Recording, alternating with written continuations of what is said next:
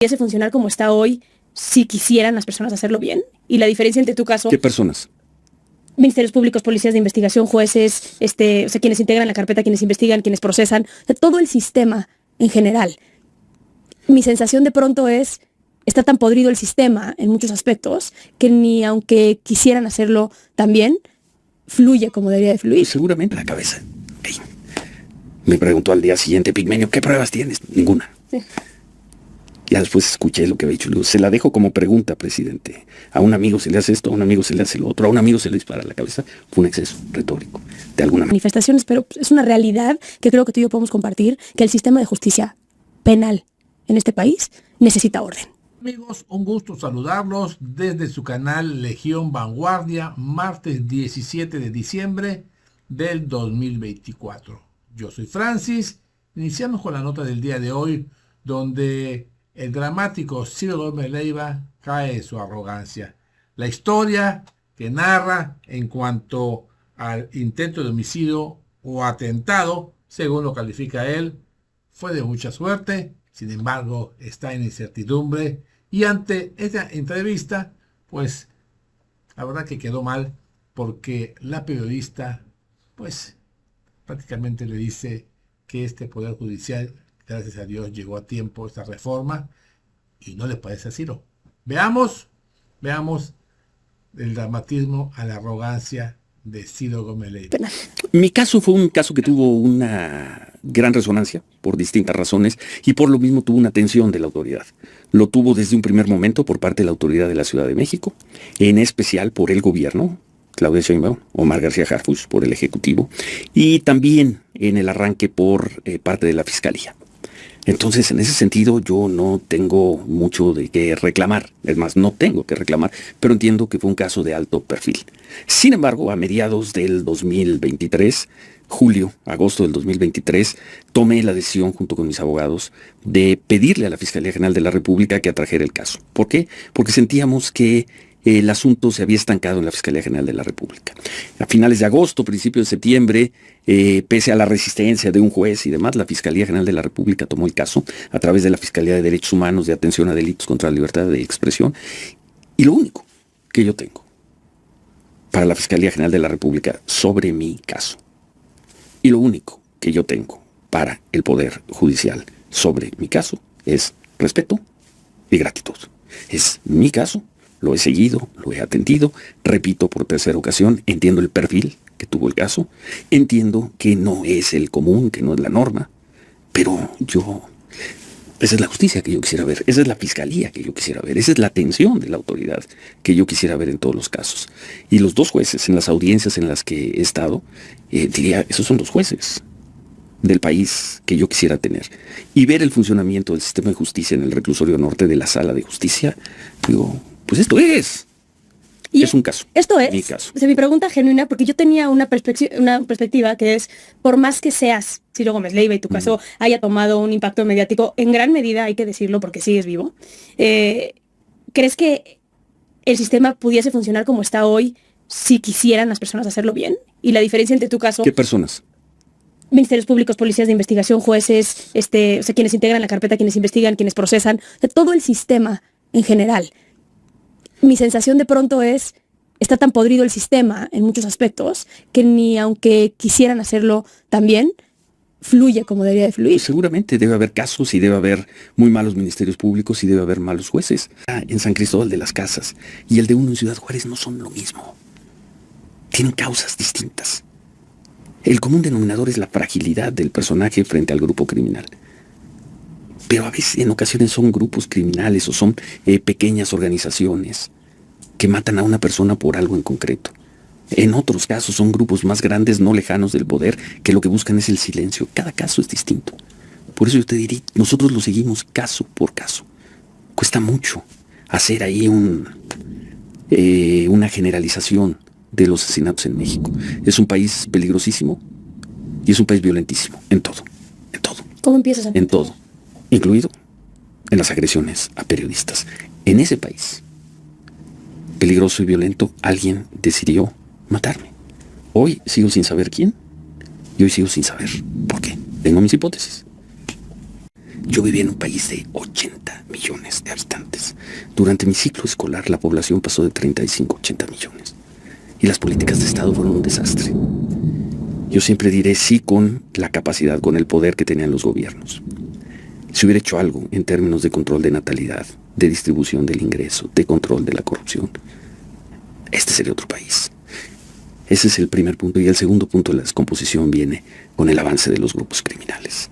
Avance que creo que se da con todo lo que trae. La violencia, impunidad, corrupción, crimen.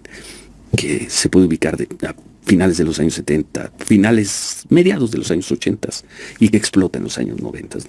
Si me dices qué momento es el que cambia el rostro del país, el que lo convierte de un país pacífico, entre comillas, a un país criminal, es el periodo entre mayo del 93 y marzo del 94, entre el asesinato del cardenal Posadas y el asesinato de Luis Donaldo Colosio.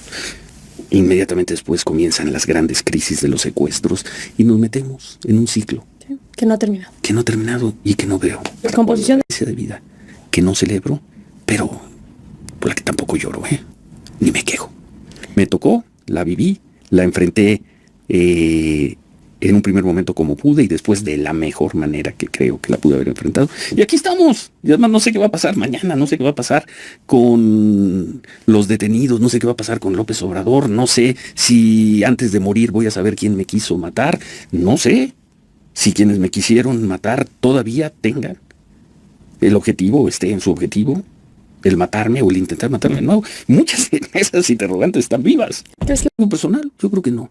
¿Fue producto de la descomposición y de que alguien quiso generar una situación a partir de un asesinato? Puede ser. ¿Fue consecuencia? ¿Fue derivado de nuestro trabajo? Puede ser también. Queda la última, que sería la del crimen de Estado. Esa es otra historia. Esa es otra historia. que sale en tu libro?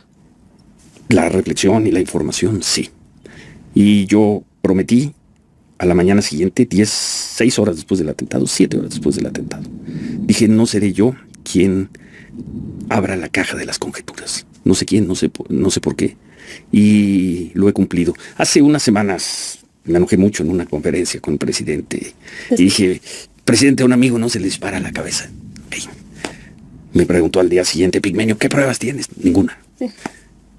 Ya después escuché lo que había dicho. Le digo, se la dejo como pregunta, presidente. A un amigo se le hace esto, a un amigo se le hace lo otro, a un amigo se le dispara a la cabeza. Fue un exceso retórico. De alguna manera ofrecí disculpas. Parecía un actor contando una historia.